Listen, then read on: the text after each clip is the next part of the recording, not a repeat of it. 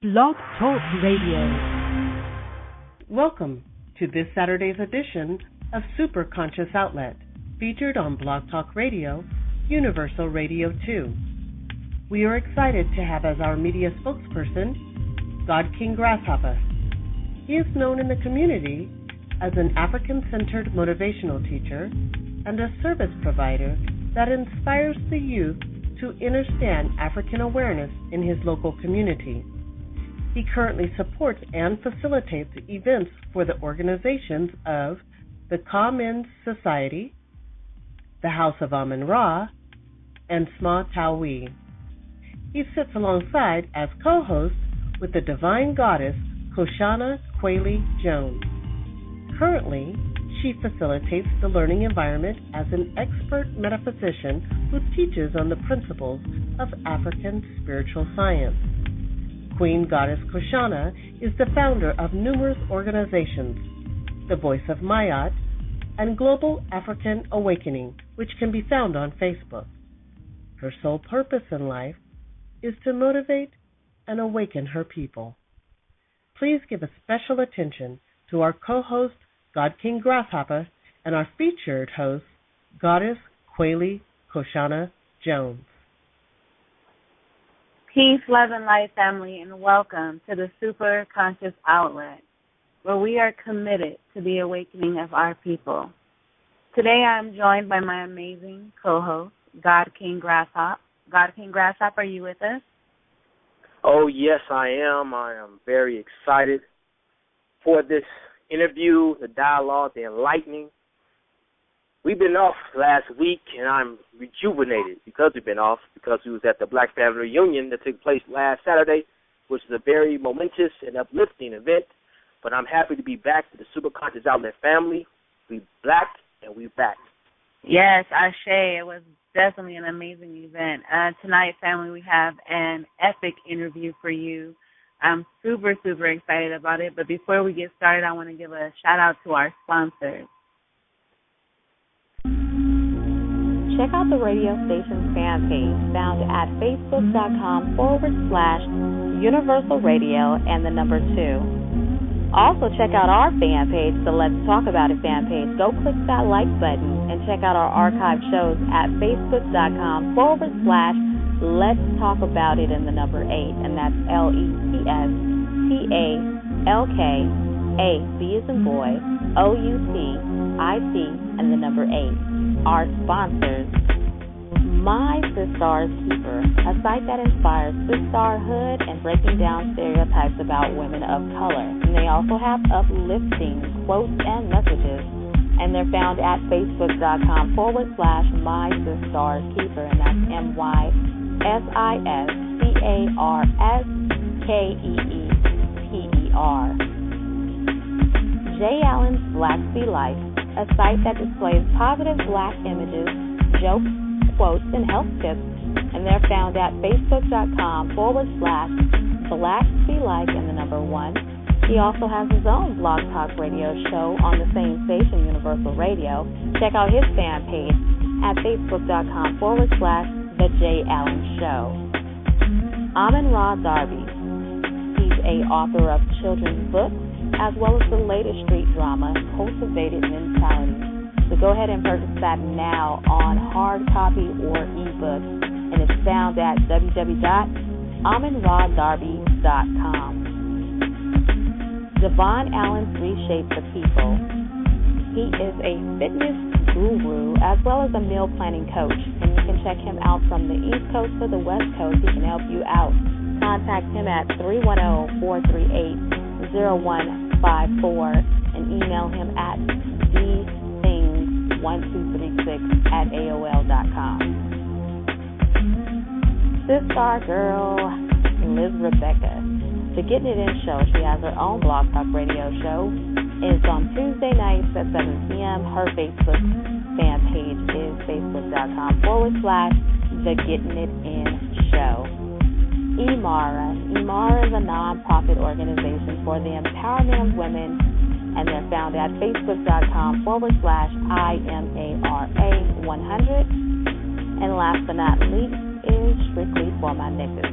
a site that displays African and Black history and current events in the Black community. And they're found at facebook.com strictly for, and that's FOR, niggas, and that's NEGUS.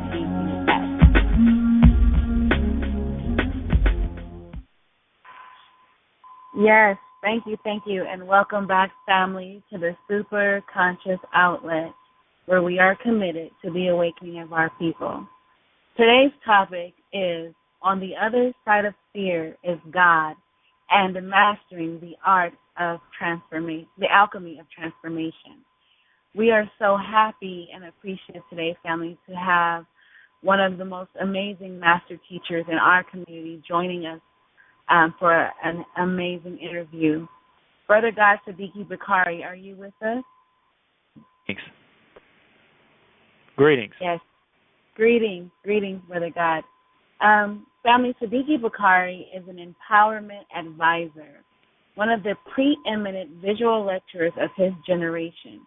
He has created a three-dimensional literary, visual, and audio blueprint for our progeny. Armed with the ancestors' primordial intelligence, he is able to invoke the genome of one's DNA. His visual presentations bring forth a renewal of the spirit and cleansing of the soul. Bakari is an international organizer, fearless visionary, luminary published author, columnist, people's advocate, and explosive spoken word artisan. His creativity and unique style of interfacing with the spirit and meta-information gives Sadiki the rare ability of seizing the moment and expanding the spiritual awareness of his audience. Let's give a warm welcome, Super Conscious Outlet, to our brother God, Sadiki Bakari.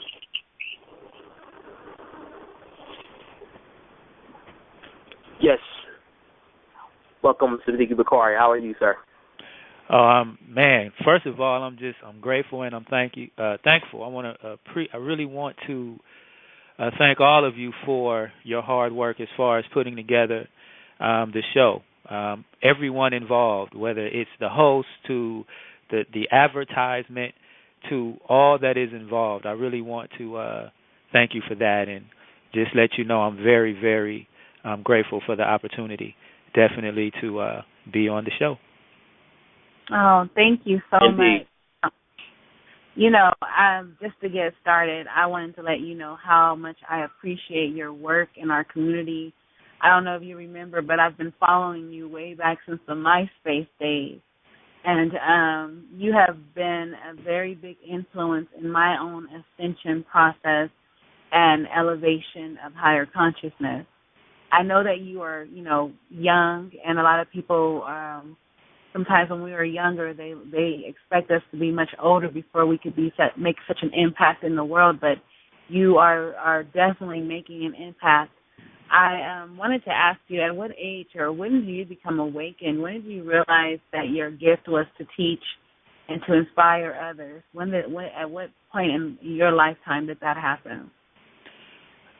Well, first, let me give honor and reverence to the ancestors, also to my teachers, as well as to, most importantly, my parents, just for what they instilled in me. And as far as the question, really it goes back to 6 or 7 years old. I was always put in some type of artistic performance or situations. So I've always spoke in front of people, as long as I could remember. So that's definitely something that I would need to thank my mother for, as far as the artistic side, and her having the vision to understand that definitely was a lane that I needed to be in. And then from there, I'm around actually 13 years old. I was able to travel the world, so that definitely played a major role in me understanding what exists outside of the ghetto. Right. And that was a turning point in my life. First and foremost, to understand we have no idea what poverty is. Okay? First and foremost. I've seen it. I know what it is. And we don't know what it is here in Los Angeles or these other cities. I'm not saying that those situations aren't still, dire types of situations. However, I've seen poverty. Okay? Right. You have toilets and things of that nature. You have programs that you can tap into to get food and all these other things. So you don't know poverty. So that was a turning point. Right. Also, going into college was another turning point. This is all part of the process. And going through that process, I dealt with, quote-unquote, racism and things of that nature. So I got to see exactly how the white man, so to speak, in the system operates from that particular dynamic, which would be academics and athletics. And, of course, and just a quick story on that, I would take my scholarship money that was granted to me for books, and what I would do is I would always have money left over, and I would take that money and I would buy books that dealt with my reality and my experience, historically and from a psychological standpoint, as well as other aspects. So even though I was in college on scholarship, I still was searching and dealing with who and what I am. And honestly, I didn't buy books for some of those classes, so I could buy more African-centered books because those classes didn't deal with African-centeredness or anything of that nature. Even the so-called multicultural Black history type of classes, they didn't either. So those were probably the main turning points, because I got to see firsthand, and then, of course, corporate America as well. I really got to see firsthand how a lot of things operate. So along this period of time, I'm studying, I'm researching. This is a period of around the early 90s, late 80s, early 90s. So I'm doing a lot of research, I'm doing a lot of studying. I'm starting to meet particular people now who are considered of high esteem when it comes to the African culture and diaspora and things of that nature. So then eventually I came into contact with people like a brother named Delzino Wilson Debriano, who is one of the great empowerment or transformation teachers on the planet today, as well as I came into contact with Ashra Kwesi, who is one of the, as far as I'm concerned, foremost scholars on the planet when it comes to African history and the African diaspora, as well as I came into contact with Amiri Baraka. So from a standpoint of the arts portal, that was very important that I was able to meet him. Now, this is further down the line, of course, but I was able to meet him and to learn a lot from him. I was already a published writer, but he gave me the opportunity to write for his paper, Unity and Struggle. And that really that solidified a lot for me, not only as a writer, but as a mind, so to speak. You understand what I'm saying? Right, so that took place, and of course, Steve Coakley, who is also an ancestor. Amir Baraka and Steve Coakley are ancestors. So Steve Coakley, I was able to learn a lot from him as well. He's a person that they all serve different purposes in my development. And Steve Coakley was a person that was just very, as far as the research was concerned, dot the I's, cross the T's. So he really gave me that the instilling of that training in regards to the research. So those are four people, and it's many more, but those are four that I definitely would want to mention. So that journey primarily started at an early age, at 6 or 7. It really got more intense, once I got into college, and that's when I really began to do serious research. So now at this point, we're talking about tens of thousands of hours of research. There is no degree on the planet. There's no degree on the planet that, coincides with this type of research, the many years of research that most of our master teachers have done. People who are considered master teachers, is tens of thousands of hours, is decades of hours of research. So I'm just grateful to be able to have had parents that overstood, some things that I would definitely need growing up that really helped to shape me. And just real quick, my mother, just to speak on my mother, my mother was very successful in the system itself, okay? So there's a work ethic that needs to be involved in that, and a discipline. And it's her work ethic and discipline that has always been instilled in me first hand. Right. So I definitely want to say that. And my father, of course, it's those genes. It's the God genes. You know what I mean? So I'm grateful for all of that. And so now I'm here to assist, whoever is open to this information. I've dealt with numerous types of information. I started out dealing with primarily the history. And from there I went into more so dealing with hip-hop in the music industry. And from there I went more into dealing with transhumanism, the singularity, and artificial intelligence, which most people may be familiar with that more so, and me dealing with that information. However, throughout all of that, I've always been dealing with empowerment and transformation and things of that nature. Yeah. Indeed. Brother Sadiki, this is Grasshopper. Absolutely. And, yes. Your opening comments, first of all, it was on point and very profound. You mentioning the master teachers, Mary Baraka, the great Ashwa Kwesi, the great ancestor Steve Coakley. One thing I admire about you is that you take it from the master teachers, but you are not cloning, parroting, or copying them. You have your own authenticity. Yeah. And with another author of over 10 books, I do believe, and with the Mastering the Alchemy of Transformation, that title itself is very profound, very in-depth, and I was wondering, I know you got a book coming out, could you elaborate on that? Because I really haven't heard any scholar, student, or teacher really touch on mastering the alchemy and transformation together.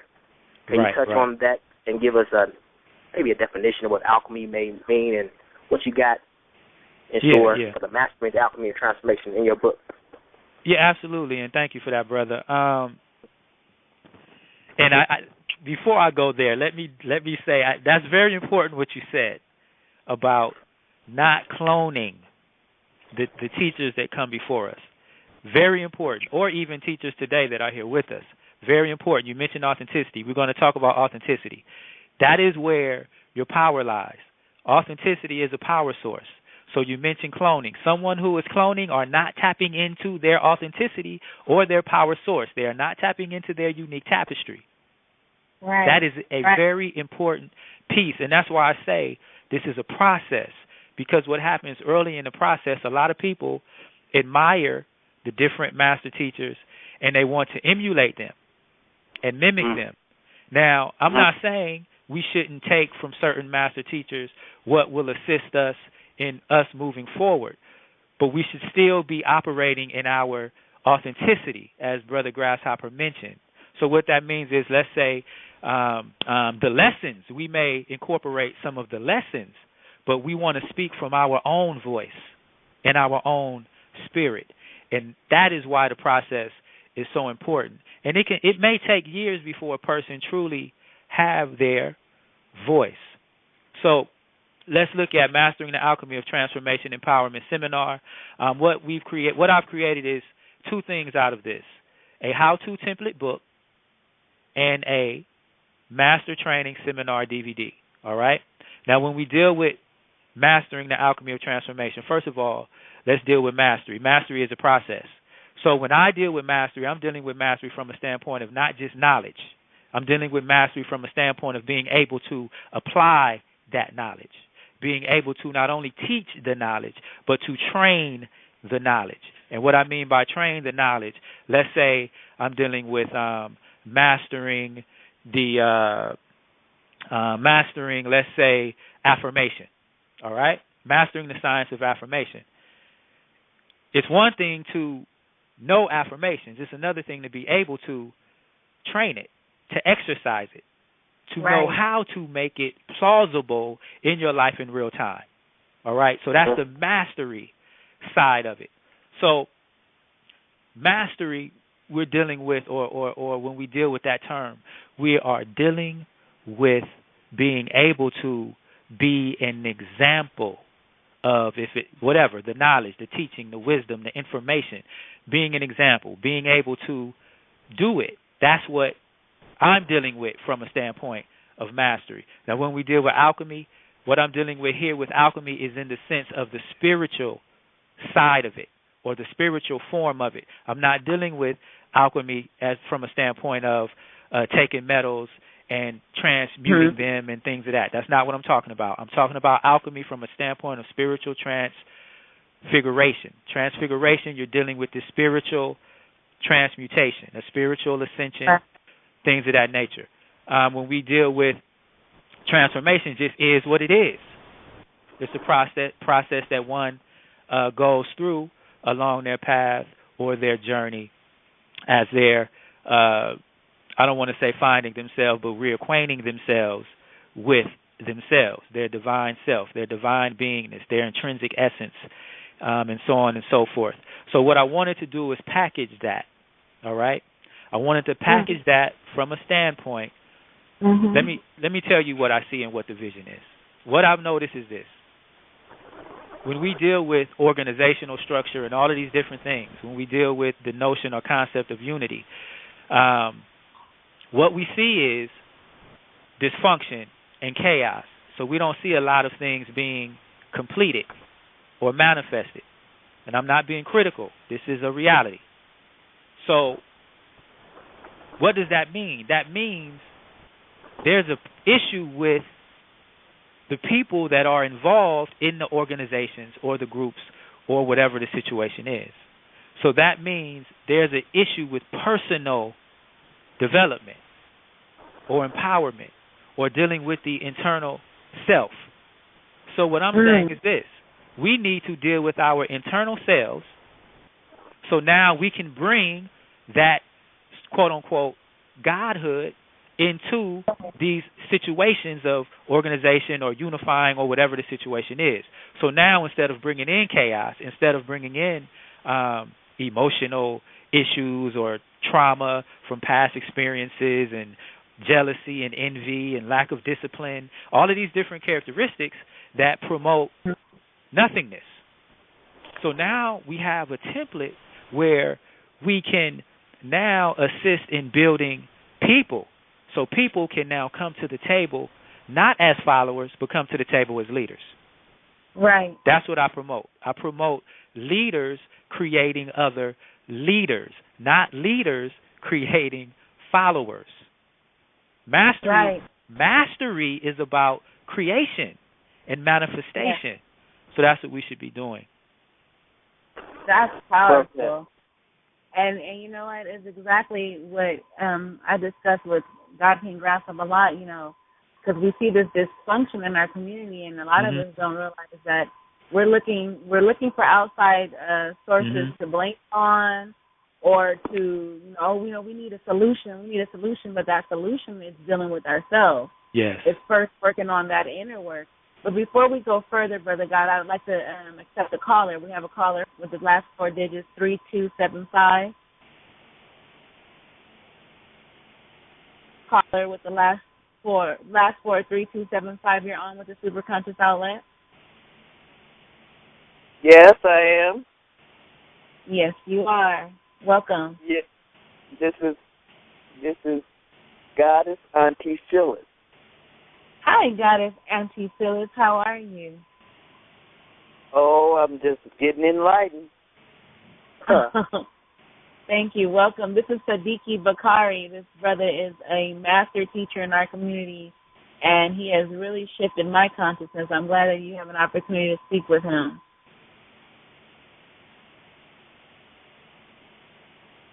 Sister, you there? Are you talking to me? Yes. Yes. You have a question? Comment You want to to talk the guest speaker? Yes. Do I have any questions? Yes. Yes, No. Brother Sadiki Bakari. No, but I'm listening and I'm enjoying. And I'm awakening. Oh, beautiful, beautiful. I'm happy you're awakening, and we got a great teacher on today to keep that awakening, that momentum, continual and perpetual. So we thank you for calling in, and, keep being enlightened, keep growing and evolving. I'll share to you. Okay. Ashe. Ashe, Auntie. Brother God Sadiki Bakari, I have another thing I wanted to touch on, though I want to continue touching on Mastering the Alchemy of Transformation. You have another book and I believe a documentary and DVD that I have, and it's On the Other Side of Fear is God. And when I first heard those words or saw that documentary, it immediately changed me. Two things you said on that documentary. There was On the Other Side of Fear is God, and then also the imagination is God. But I want to touch on the Other Side of Fear is God for just a second.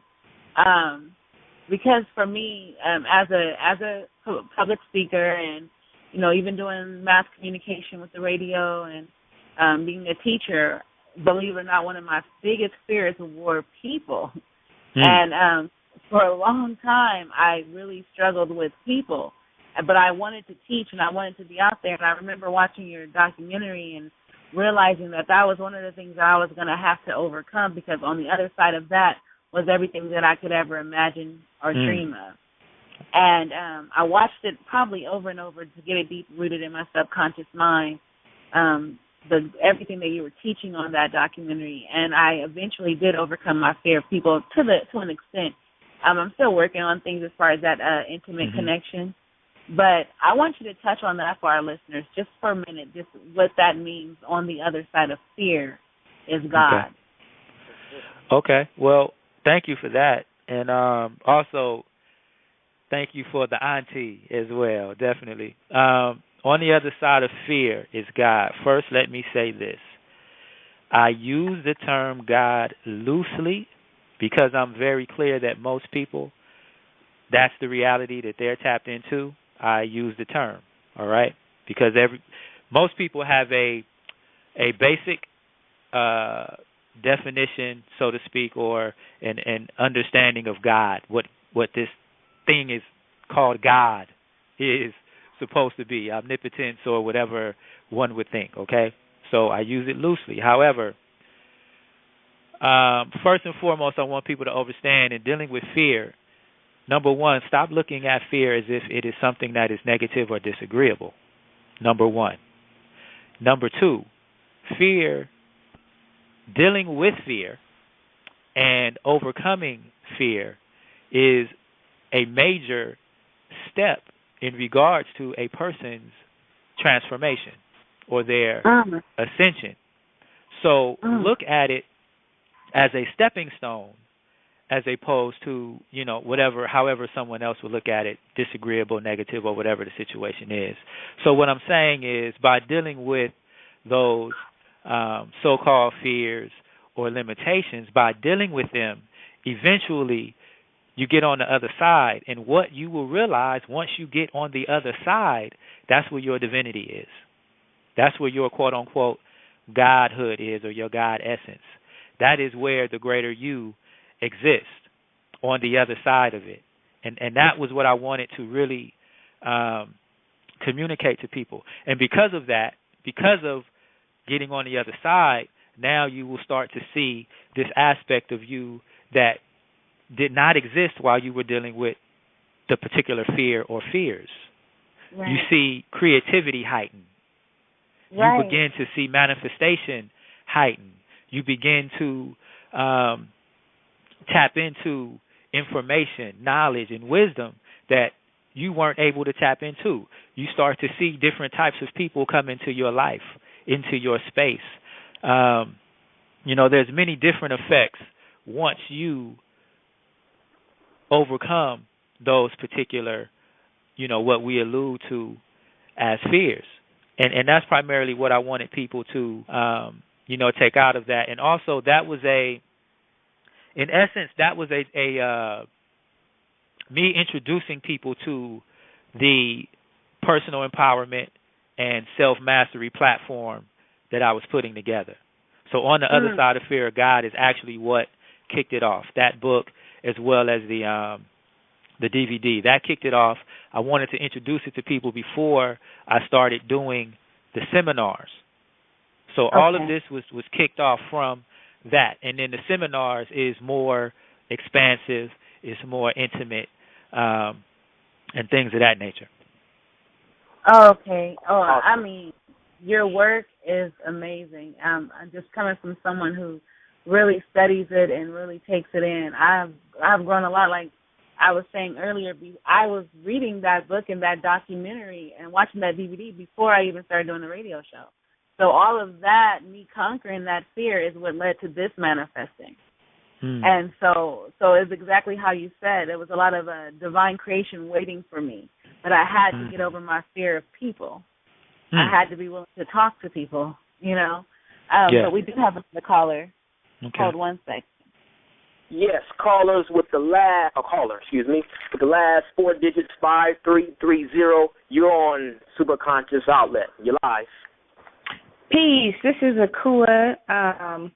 I was just calling in because I had the honor of attending an event where the brother Sadiki was speaking, and he said something that really just changed my thought process in regards to art. And he shared that this civilization just teaches us to appreciate it for face value, the beauty of it, opposed to seeing that these are our people's way of life. You know what I mean? And that just completely changed the way I look at everything that I look of ours in particular. And also, our oppressors or just other nationalities, period. I'm going in to see knowing that art imitated life opposed to how life is now imitating art, if that makes sense. You know what I mean? There was a time period where, these reality shows just wouldn't cut it. It would be like, that's not real life.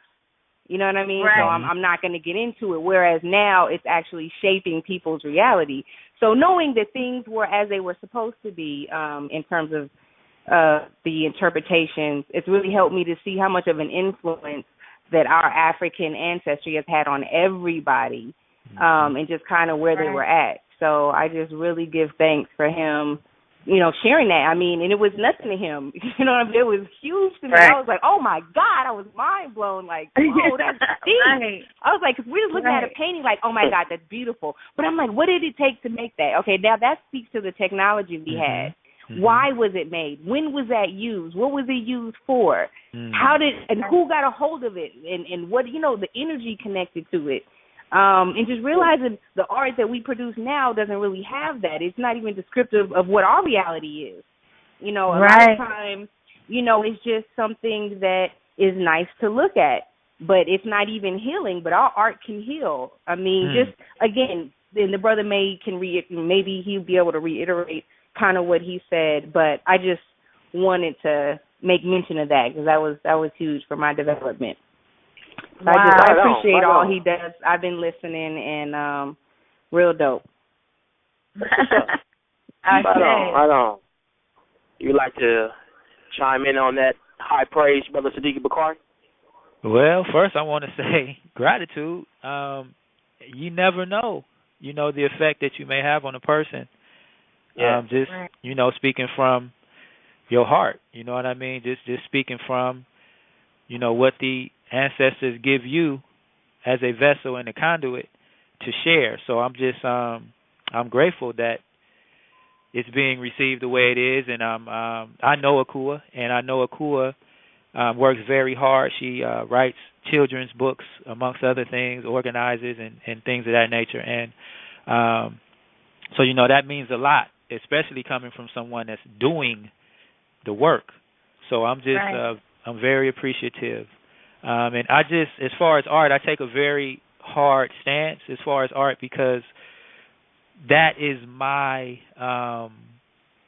that's like my home base, so to speak. So everything that I deal with, you can see the art in it if you truly are paying attention.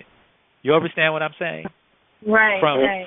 From the seminars to the presentations to the books. With the books, I've even written, some chapters are written in poetry. People just may not know that it's written in poetry because it's in paragraph form. But so art is really, really an intrinsic part in me. It's etched in my cells. You know what I mean? It's cellular for me. So, I take it very seriously. I take the art very seriously. And that's part of the reason I do things the way I do it. When I do these seminars, it's important for me that the seminars are on point. Everything is on time. It's a reason I may speak on a particular topic for 10 or 15 minutes and speak on another topic for 20 minutes, or why we'll do exercises and trainings on one particular topic and not do exercises and trainings on another particular topic, why we may get in groups for one particular exercise and not get in groups for another particular exercise, why if we're doing mastering the science of affirmation, why couples can do one portion of it together versus when we do another portion of it, they have to do it with someone else that they're not with. So all of this is part of the artistic side of it and as well as the mastery side of it. Again, this takes years and years and years, and I really want the listeners to understand, because I know it's people listening who may just now be coming into consciousness or awareness, and I need you to understand, I know this is a microwave generation right now. Instant gratification. We got YouTube. You can find anything, anywhere, at any time. But I need people to be very clear. Don't throw those books out. Not only that, your experience, the things that you experience, is just as much a part of your development of mastery as the books. And we have to know that. This is why you can read a book, and that book may not really make sense to you for 10 years. You may not internalize that book for 10 years. Okay? Because you have to go through the experience and the process of life for you to understand and understand what that book was really saying 5 or 10 years ago. So all of this is part of the gumbo when we talk about mastery. And also, I want people to understand, yes, there's people out here that are considered master teachers. Those people are master students also and always have been. That's how they became master teachers. And I think it's important that I say that. Also, I never gave myself the title of a master. It was the elder masters who began to call me a master, a tajeti, a jegna, a sesh, and things of that nature based on production. And, of course, there's other criterias as well.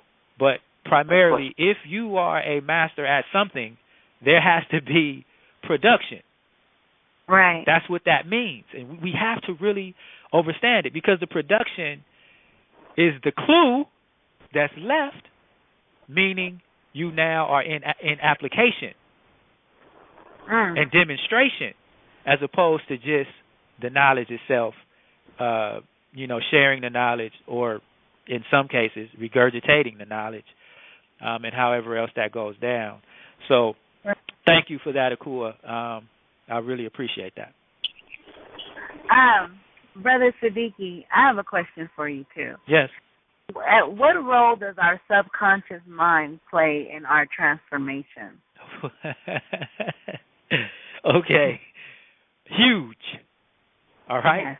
The subconscious mind plays a huge role. And this is why I mentioned going through experiences.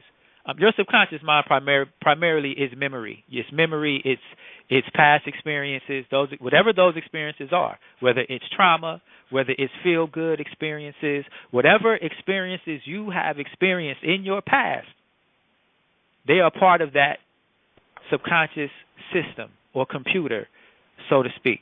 That's clear. Symbols is also plays a major factor in your subconscious mind.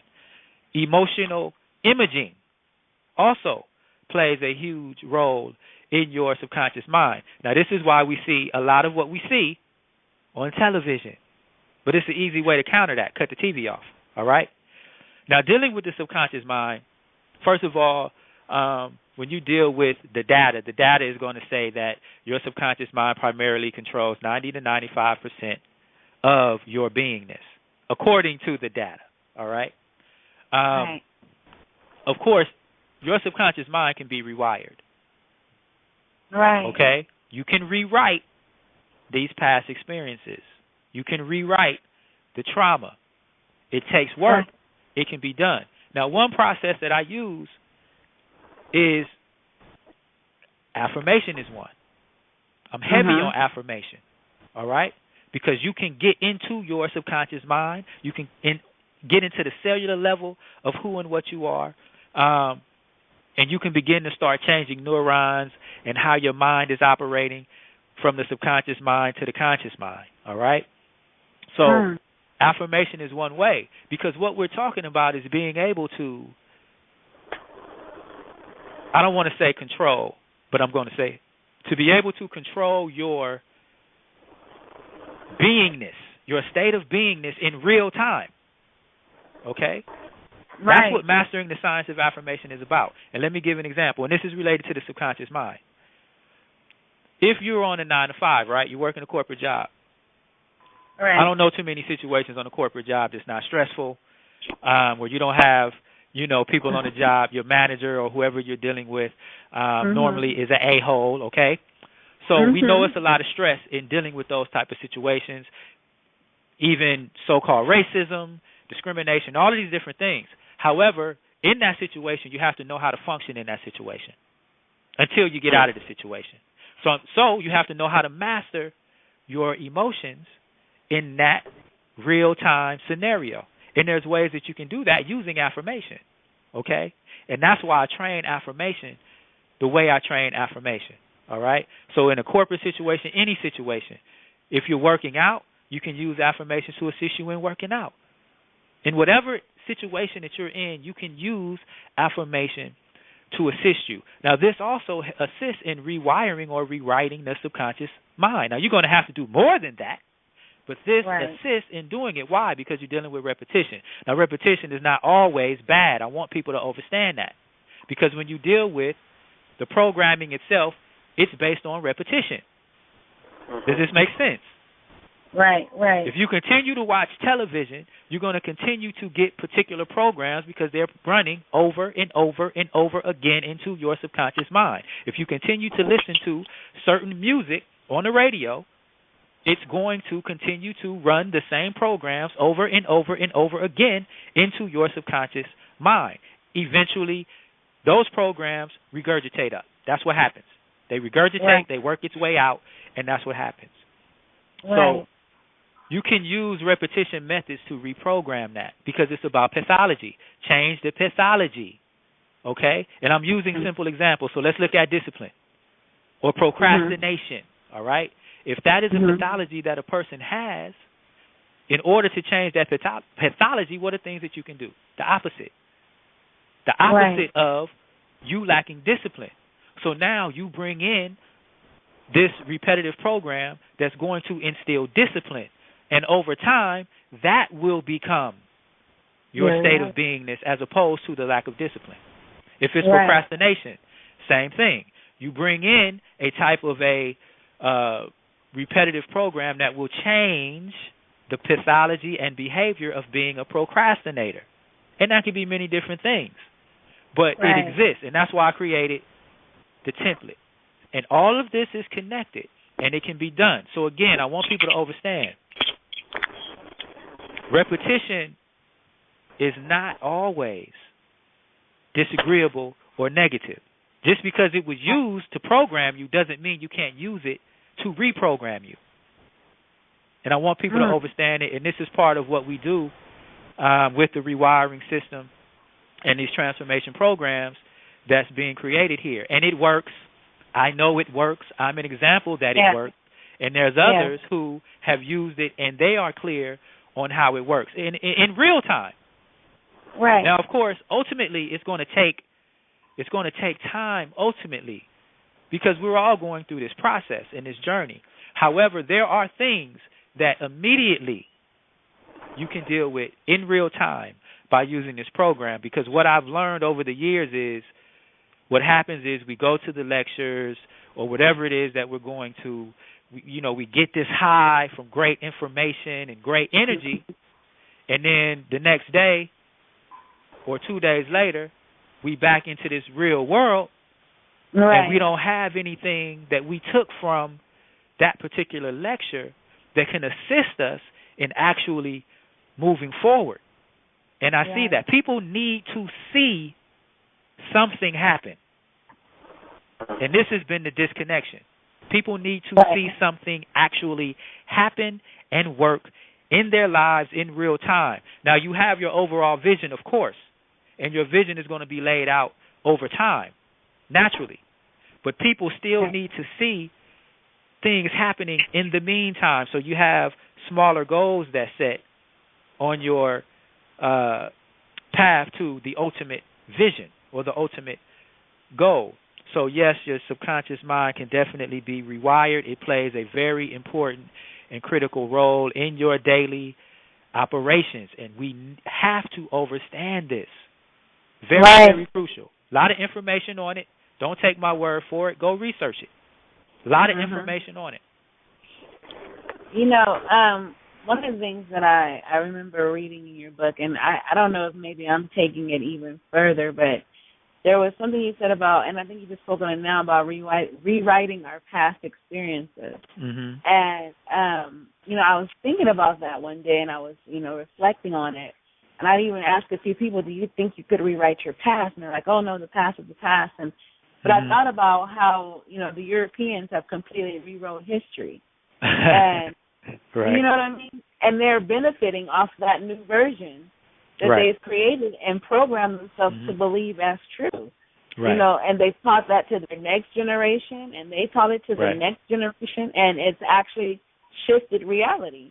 Right. So I'm wondering, is that how deep it can go? Like, we can actually change our point of attraction or our abilities by rewriting our past experiences.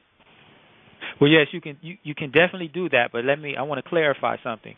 When I say rewriting the past experiences, that doesn't mean that the experience never existed or it no longer exists. That's not what I'm saying. What I'm saying is you're now replacing those memories with new memories or new experiences.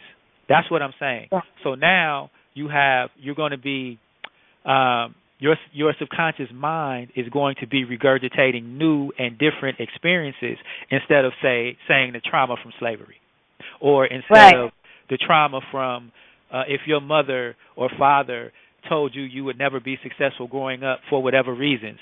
That's something that'll be lodged in a person's subconscious mind. So when they get older, now they don't think that they should have success. And then that's what ultimately their reality ends up being if they don't do some type of work. Okay? So that's primarily what I'm saying. Those experiences and traumas, they're not going to go away. But what you want to do is you want to bring in new experiences. You want to bring in agreeable experiences, heartfelt experiences, experiences that's dealing with love, experiences that's dealing with gratitude, experiences that's dealing with the higher echelon of energy. You understand what I'm saying? Right. Now, so that's what we want to do. Give me an example. Like, for instance, say a person went through a lot of verbal abuse growing up. When you say rewriting their past experience, do they change that to, like, okay, for example, someone calls you, like you said, someone says you're never going to be anything. Do they go back and say, oh, my father said I was going to be the greatest? Or do they just now replace those thoughts with I am going to be the greatest? Do they have to actually go back to that point in time in history and try to create a new experience, per se, like a new version of what took place?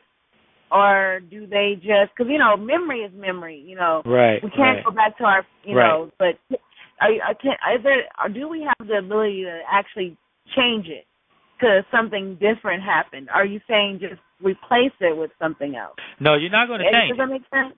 Yes, it makes sense. You're not going to change it. That happened. You know what I mean? You're not going to change it. And that's why I'm saying to replace it by bringing in new experiences. But what I will say is this, and it depends on the trauma and the depths of it and just what the process will be. However, you do have to identify it. It's important that we identify the fears, the traumas, and things of that nature, because by identifying it, now you are bringing it to the forefront, and now you can truly deal with it. Otherwise, you're suppressing it. Does that make sense? Right. So Right. That's the space that we want to be in. And also in doing that, by identifying it, what you also are doing is now the guilt that you may have felt as a person, right, as the individual, that guilt that you may have felt, you're able to eventually let go of that guilt and that shame that you may have felt from dealing with that particular trauma. Right. So this is about confrontation. You see what I'm saying? It has to be confronted. And then you're also able to pull in, this is about creativity. That's what it's about. That's what new experiences are. You're creating something new. Right. All right? So this is what the computer will begin to thrive off of, your subconscious mind, because it's just a computer anyway. All right? This is what it will thrive off of. It'll thrive off of these new experiences. So now what you're doing is you're giving it new programs. So the old programs, what do? They become outdated. They become outdated. So you're operating now on these new programs. So the new program is you loving yourself. The new program is about your personal empowerment. The new program is about you understanding that you are a creator. You understanding that you're a manifester. You understanding that you are a divine vessel for just that, divinity. You are everything that you aspire to be. You just have to tap into that beingness. Ashe. It's Grasshopper here. I would like to chime in. First of all, both you guys are on point, and it's taking it to another level. One of the things I would like to add, what has helped me out in overcoming so-called insurmountable obstacles and problems, whether it's dealing with alcoholism, drugs, and other things that was, defeating myself, was what I would do is I would write down and touch upon the things that were hindering me, the negatives, the things that were having a clutch, a handicap on my psyche. I'll write them all down. I'll be extremely honest with myself. I won't hold nothing back, because a lot of people say they aren't going to take no crap from nobody else, but can you take crap for yourself? So I was real with myself, and I would write it down. Boom, boom, boom, whatever it is, what I'm going to defeat. So I write it down, look at it, analyze it, peep it out. First of all, how do I get in the situation? And secondly, once I really analyze, diagnose the problem, the symptoms that is once again keeping me from reaching my highest and greatest performance, I would then write those positive affirmations. I'll write those positive phraseologies, quotes to combat and counter the negatives. So I have, like, on one side of the paper the negatives, and the other side of the paper how I'm going to overcome it and reach my highest and greatest potential. And once, day by day, I continue to knock off the negatives, I would eventually tear off one piece of the paper, crumble it up, and throw it away. It's called turn the other page. And that really helped me out, because, like you talked about the subconscious, it has a lot to do with visual. Once I crumbled it up, after putting in the work, after putting in time to really help to recreate and a resurgence back into my right frame of thinking, once I crumbled it up, it stuck in my subconscious. It stuck in my reticular activating system. It was stuck in the base of my brain. And that has really been a major asset to really help me overcome numerous obstacles, along with, like you said, affirmations. Absolutely. Affirmations, I'm down with that. I do my due diligence to memorize the uplifting quote and the affirmation every day, whether I'm training, whether I'm studying, whether I'm doing whatever. I feed my brain positive upliftment. I feed my brain affirming affirmation. You know what I'm saying? I don't really use the term CANT, can, or other terminology. I think it kind of suppresses the positive. I try and keep it strictly positive, strike try. I keep it positive as strongly as I possibly can. So both of you guys are definitely on point when it comes to turn the other page, wherever you're going through, once again, like you said, we got the DNA of those who created the pyramids. We're connected to those given civilization's first humanity, all those good intricacies. But we can't just regurgitate it. It's time to really live it out to the fullest. Like you said, along with establishing your own personification, your own personality, you'll be able to, once again, reach your highest and greatest self in this physical expression of living. So what Brother Sadiki Bakari is on point with saying, the affirming and writing down, you can't, you can erase the past, but the past is there, though. But the thing is, though, it don't have to be an anchor to keep you from reaching your highest and greatest self in this physical, spiritual expression of living. So y'all on point. And I'm glad I'm on this show. Listen. Exactly. I identify and honest expression. Key words, brother. Key words. And also, what you're talking about, and I don't know if people caught this, what you're talking about, that's magic. Now, don't get spooked out, listeners, okay? But that's magic because once you involve an object, which is a pen or a pencil, now it becomes a sigil, okay? Now, what you're doing is you're imprinting what you're writing because it's visual, all right? You're imprinting that into your subconscious mind, your cells, your genes, everything, all right? So that becomes a sigil, and that's magic, and you're creating magic. We're creating magic every day, whether we know it or not, agreeable and disagreeable. And we have to understand that. So what are you writing? When you write things, what are you writing? What are you thinking? These things are important from a standpoint of your transformation and your journey and how you're moving forward or staying stagnant or going backwards. So that's key. I want to chime in on that. One of the things that I teach is write it down and make it happen.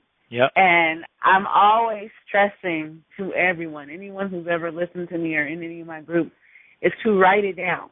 Write it down, just write it on a piece of paper, and maybe you can even touch on the magic behind the writing it down, because honestly speaking, I've written down probably the last 10 years of my life. I've written it in paper and pen.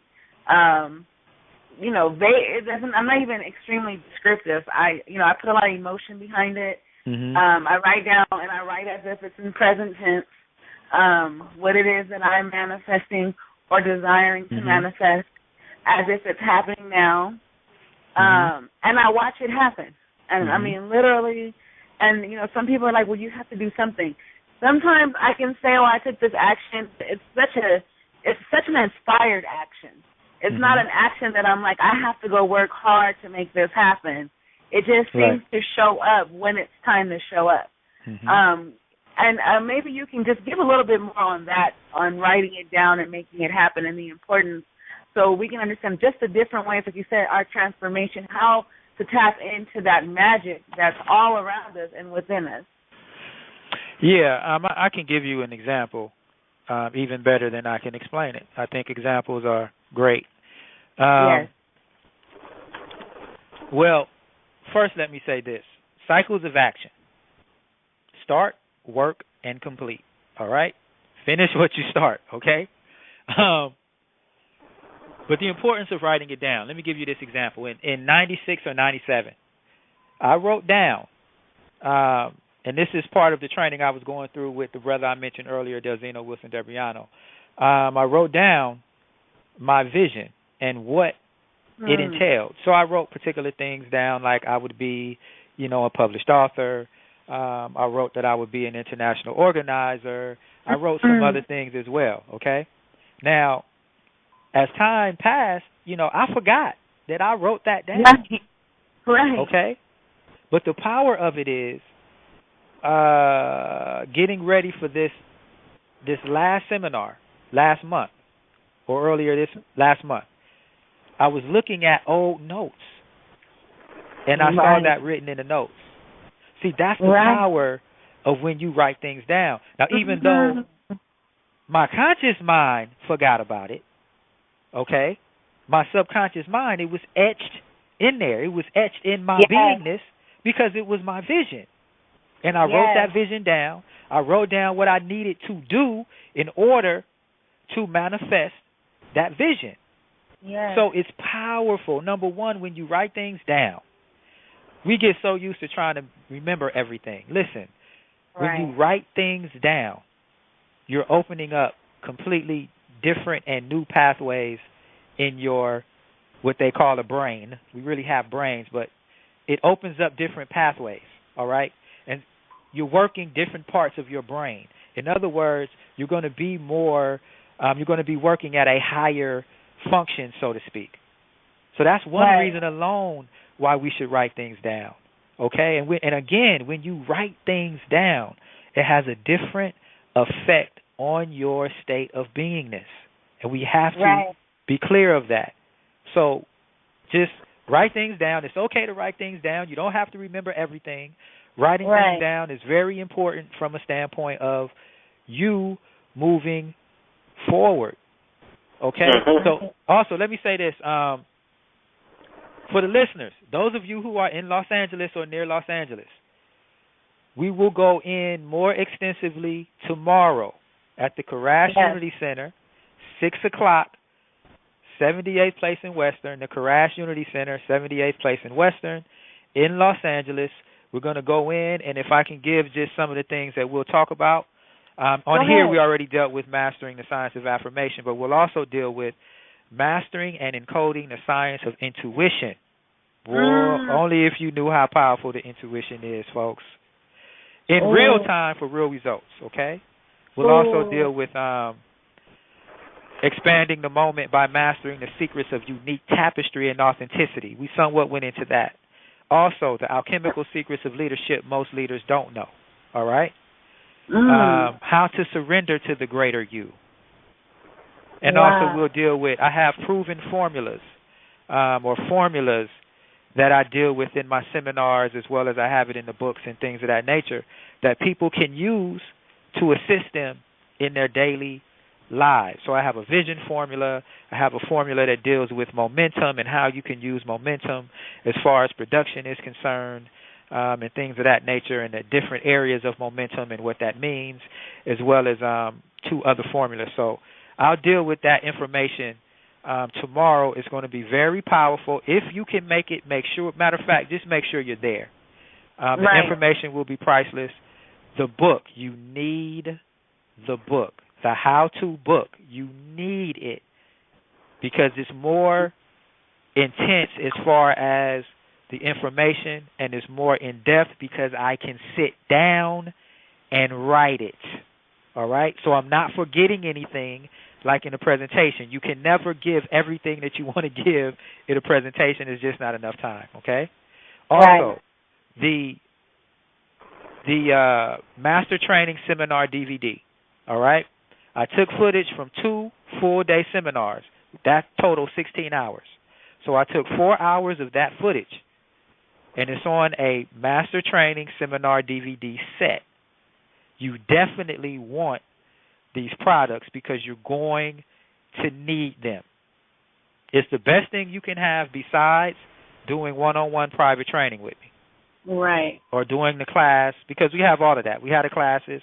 We have the one-on-one private training. We have all of that, all right? So we have a complete system for people to tap into, so it won't be a lecture and then you go home and now what, all right? Right. We have a complete system.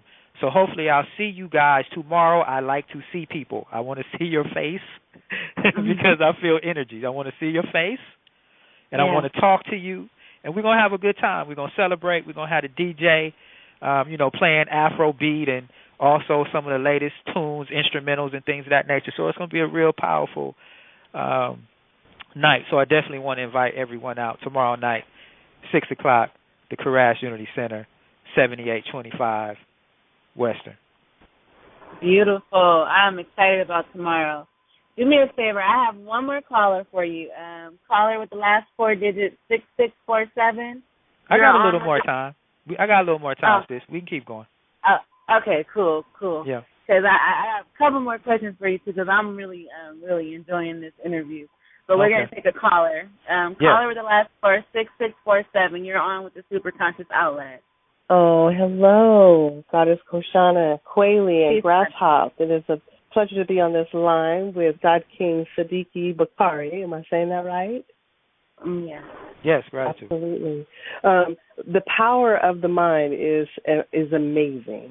Mm-hmm. And I say that because as I was sitting here listening to what you were sharing, prior to you discussing your program, Mastering the Alchemy of Transformation, I said, he's teaching on mastering and coding the science of intuition in real time for real results. And this is something that I work with the goddesses on. Excellent. However, I wanted to have you expound on the intuition in real time with creation, or let's say it this way, manifestation versus manipulation. Because we know that sometimes that we may want something and desire something so heavy that we will miscreate. Right. And therefore other people are now victims, if you will.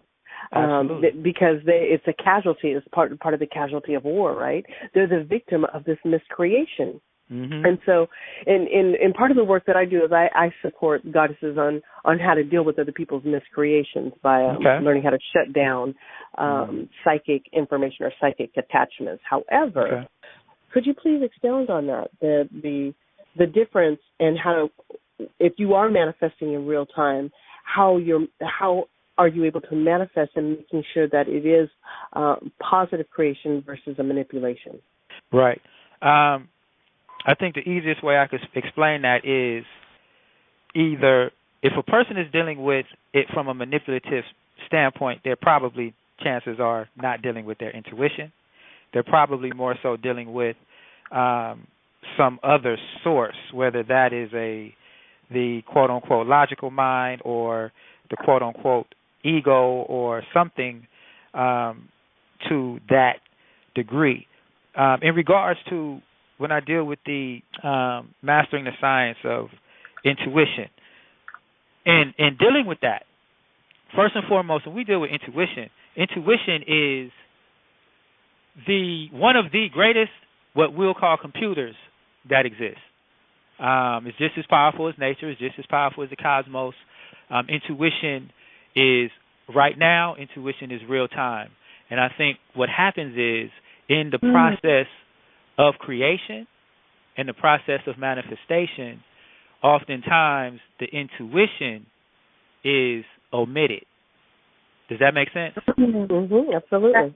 Yeah, so with the intuition, and this is not dealing with creation and manifestation, but let me just give this example. For example, you meet someone, okay, and you automatically are given all the information you need before that person opens their mouth. Now, either you can listen to your intuition, or that quote-unquote voice of God, the God self, whatever you want to call it, your divine essence, your intrinsic essence, you can listen to that, or you choose not to listen to it, and eventually you will find out why that person wasn't good for you, for whatever reasons, or whatever it is about that person that just doesn't resonate with you per se. I don't want to make it like a judgmental thing. So, intuition. No, that's absolute truth, and oh, thank you. And thank you. What I discover and especially as women, because I work with women, we will second guess our intuition. We'll second guess listening to the three aspects of intuition when we discuss the trinity of the intuition. So then that's the spirit, mind, body. Yes. And they're getting all these indicators, but they will literally ignore their intuitive trinity. Yes. And so, you're right on target. That's first of all, that's first and foremost, what you were speaking on. So go ahead. I just wanted to. Thank you. I appreciate it, and I think it's great that you're working with the women and assisting and tapping back into the intuition. But also, just let me give some folks some indicators here. So, let's look at intuition. Intuition, first and foremost, ultimate memory-based and supercomputer. All right? No computer on this planet, and there will never be a computer on this planet that operates the way your intuition operates, period. It'll never happen. Understand that. Number one, we know that the computer is only, or artificial intelligence is only mimicking you to begin with. Let's be clear of that. Also, it supersedes intellect. We're not dealing with opinions. We're not dealing with theories. We're not dealing with belief systems. All right? When we're dealing with the intuition, we are dealing with the expansiveness of knowledge that exists. I want people to understand that. Don't be afraid of that. Tap into that intuition, all right? Also, direct contact to the source, meaning you. Direct contact to the greater you, all right? The primordial essence of who you are and what you are tapped into and connected to. Universe, all that is, you connected to it, all right? It's an algorithm that recalls memories in milliseconds, actually faster than we even have to define time, actually, if we really want to be 100% correct about it, all right? So this nexus or network is beyond what the human mind can define from a data standpoint, from a standpoint of measurement, so to speak. Hopefully that makes sense. All right, so those are things that we're dealing with intuition. That's the power in it. So I want people to understand the power in it, but not just the power in it. I want people to understand now when you tap into it, what happens? How do you tap into it? I'm going to give some things here, and I'm sure the sister online will be able to corroborate some of these things because of the work that she is currently doing. 1, interface more with the heart. When you start dealing more with your heart, you're going to tap into those greater essences of your beingness, all right? Number 2, manifest the data and intuition. The data, the intuition communicates to you. Listen, all right? Don't ignore when your intuition is speaking. It is crucial that you listen to it. I can give you another example real quickly. This was some years ago. I was going to go out. My intuition said, no, stay in the house, don't go. Now, that particular time, I listened. Now, what ended up happening at the place that I was going to go to was just a huge mess, all right? Police and arrests and all of these different things, all right? But because I listened to my intuition, I wasn't there for that.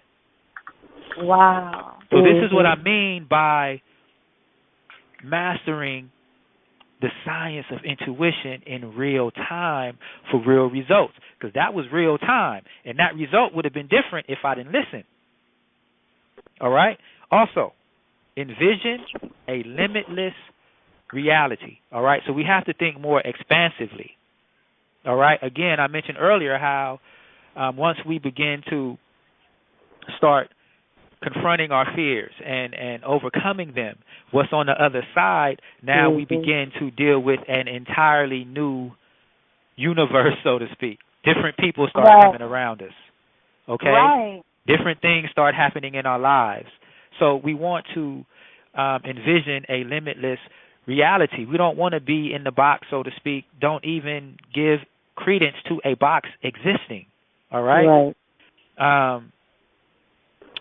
Do not bask in disagreeable energy. And I know this can be difficult at times. I know. We all go through this. One of the most powerful ones. I love that. Yes, we all go through this. I know it. We all go through it. Yes. But we want to, we want to do our best to not, bask in that energy. All right? Right. Intention must be honest. Intention must be honest, and so should the expression. All right? Intention, all of this is connected. And I want people to understand. we overstand, we look at things holistically, is not departmentalized. When you're dealing with true intention and honest expression, you're dealing with authenticity. When you're dealing with that authenticity or honest expression and intent, now you are dealing with divinity. You are dealing with the essence of whatever it is that you're dealing with, all right? So which means it can be expansive first and foremost. Because, okay, here we go, sister. Because now we are dealing with true creation. Right. And manifestation. Right, all right? Absolutely. I'm loving that. Absolutely. And the last one, be relentless and enjoy the process. Enjoy it. This is part of the Be in journey. the moment. Yes. Enjoy totally the in moment. the moment. Enjoy it. Right. Enjoy it. Enjoy it. I do want to add this, though.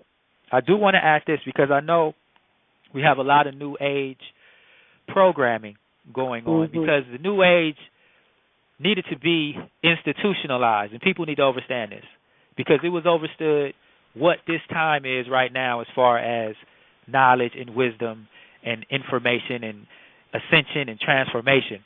So the new age, quote-unquote, movement, it needed to be institutionalized, all right? So I want people to understand something. When we talk about the moment, yes, be in the moment.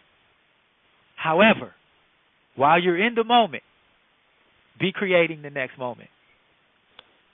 And I hope that makes sense. Right. I hope would that be makes very sense.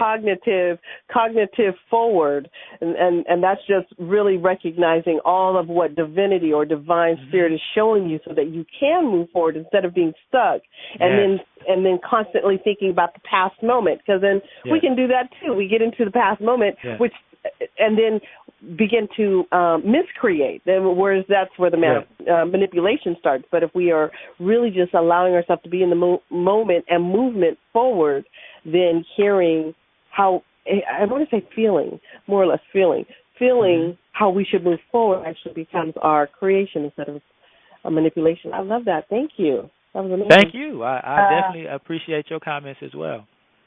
Thank you, Goddess. How do you say your name, Goddess? Tendaji Ishe? Tendaji Ishe. Thank you for calling in, God. Appreciate that. Yeah, powerful. Ashe, thanks for calling. Tendaji.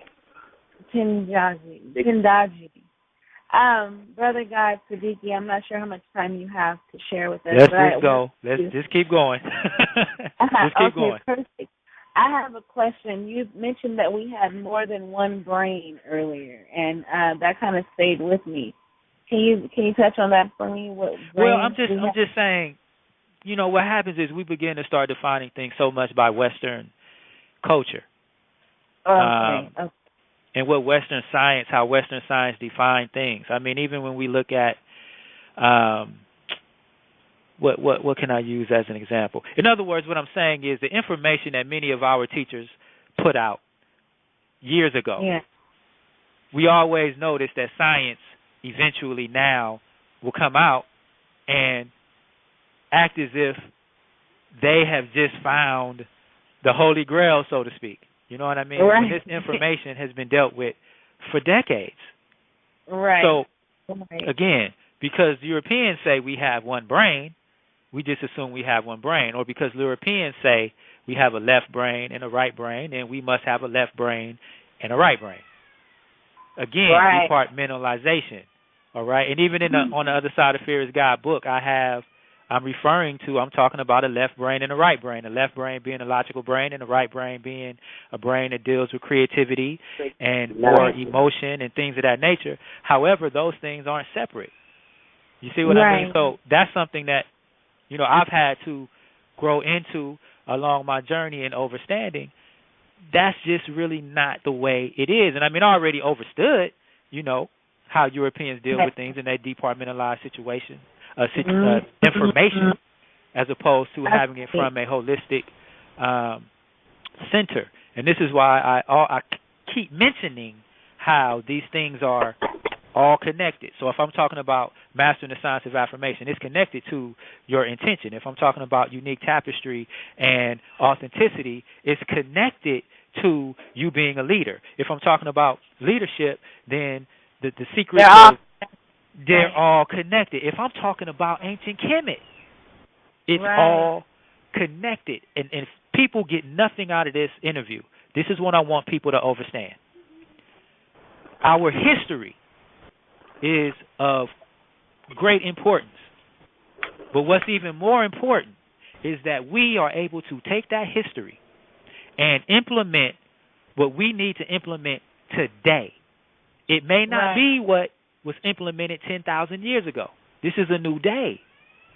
We may not need to build pyramids. You understand what I'm saying? This is a new day.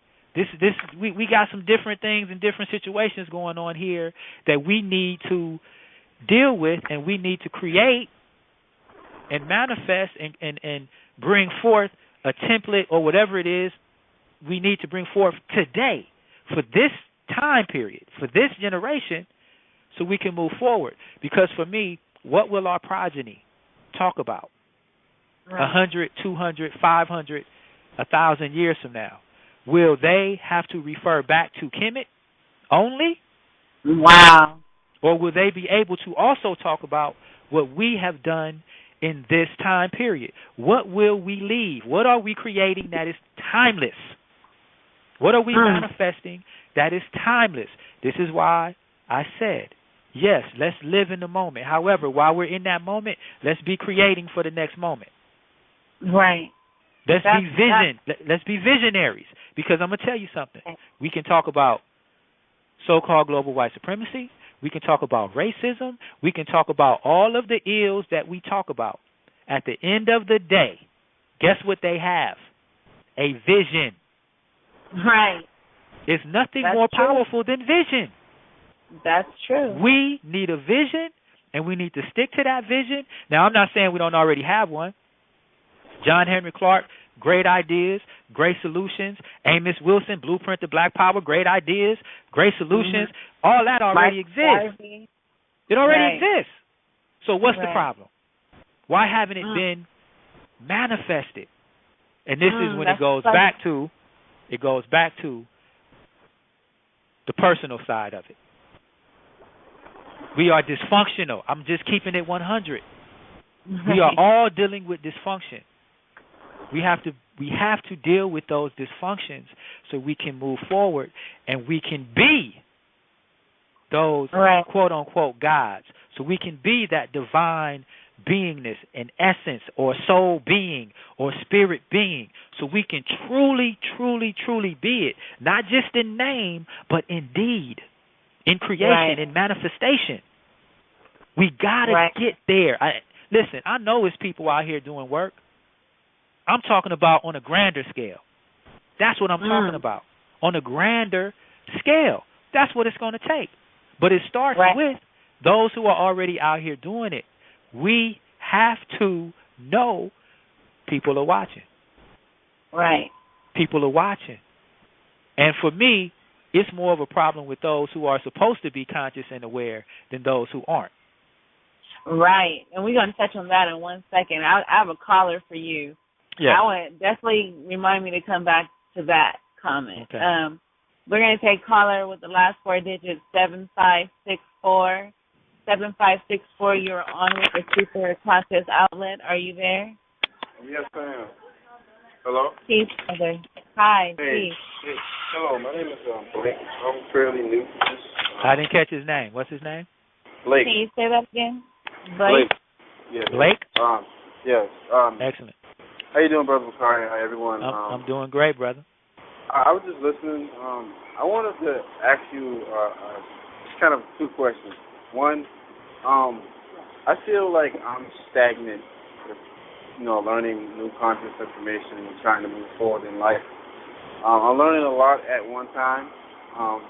Right now, I feel as if I'm learning a lot, but I'm learning a lot. Yeah, where do I go from here? Like, how can I move forward? I feel like I'm stuck. Okay. And I'm trying to figure out how to take this information and all this I'm learning and grow and get better. I feel like I don't want to keep making the same mistakes I made before. And the second question was... Well, let's do the first one. Let's do the first question, and then we'll go to the second one.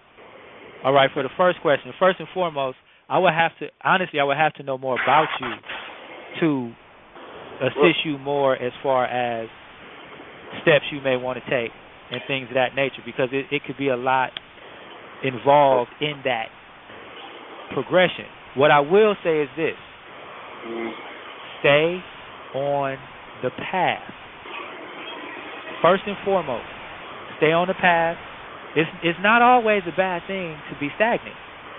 All right? That may be part of the process. Okay? Just stay on the path. Continue your studies. All right? But other than that, I really would need to know more about you, because I would need to know why you feel that you're stagnant or why you may be stagnant. So, see, I would need to understand more what's happening, like a background. I would also need to understand if there's certain fears involved. So that's something I can't really answer until I would have that particular information.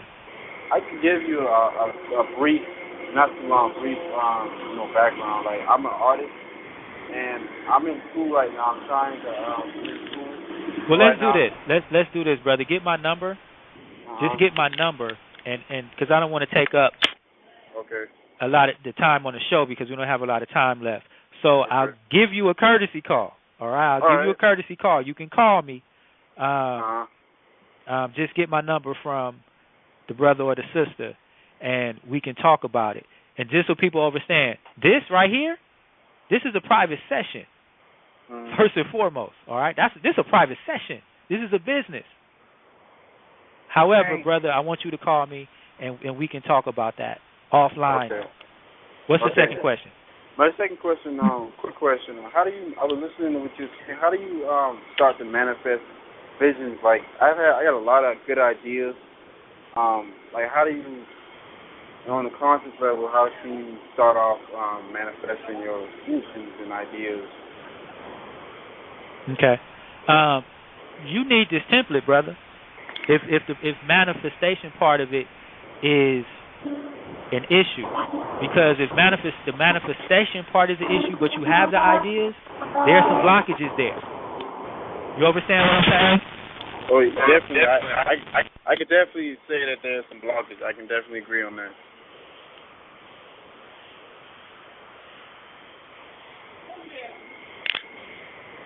Hello?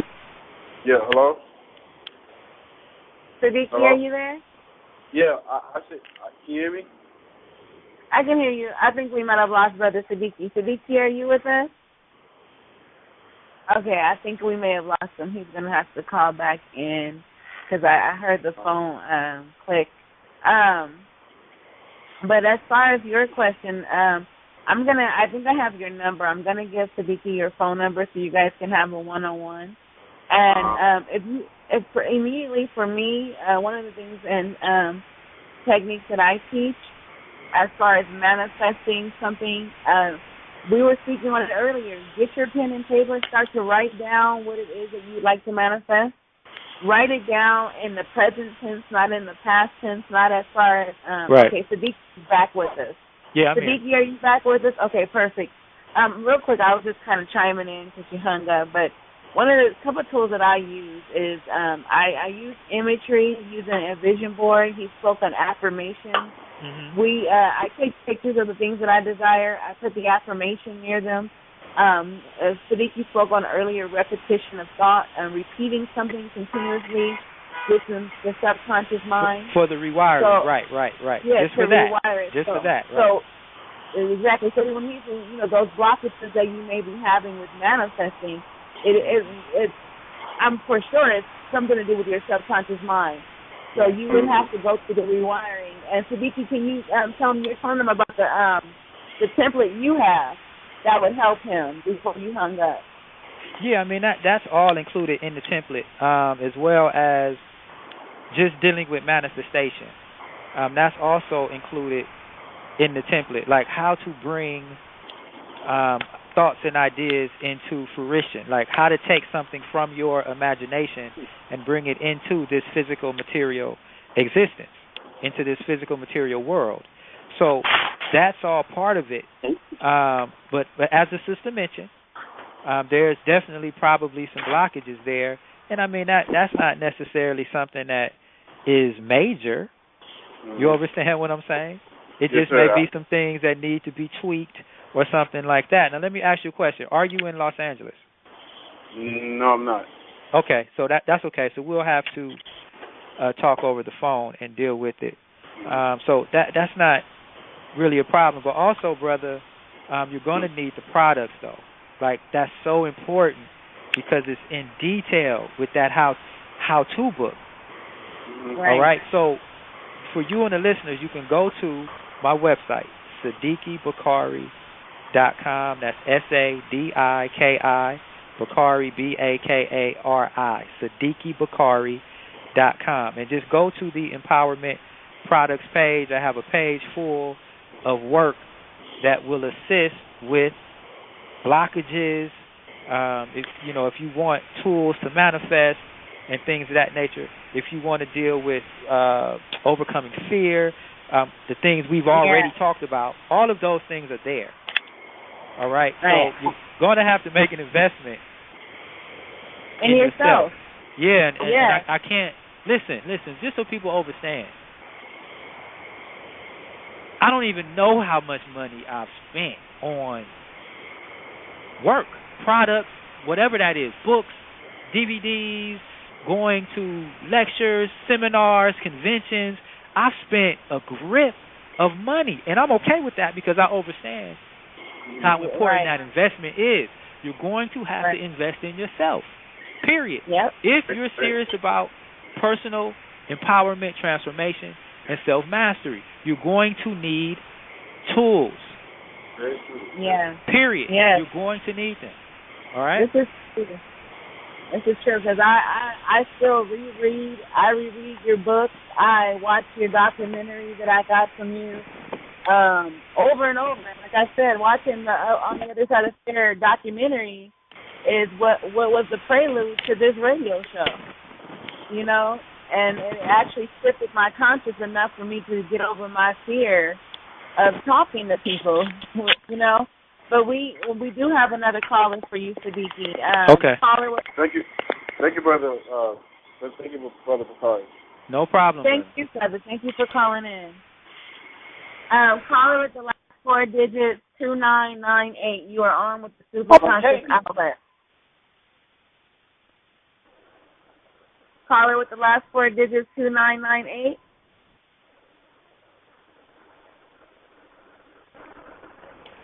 Are you there? Okay, we may have lost them. They have to call back in. But what you were just touching on, Sadiki, what you just said about being able to invest in yourself, understanding the importance. Because, I mean, even Goddess, I know you know Kateria knows, we spoke on it at the Black Family Reunion. A lot of people get intimidated when they feel like they have to pay for information, although they'll pay for Burger King, and they'll pay for all this garbage, cable TV, and things that are just limiting their abilities to create or altering their creations. We do have to get to the page where we understand that investment is a lifetime. This information, I remember, for example, for myself, I remember when I first saw the movie The Secret, the documentary The Secret years ago. I had $10 in my pocket. I ran out to the supermarkets and I got every magazine and vision, boards with little comments.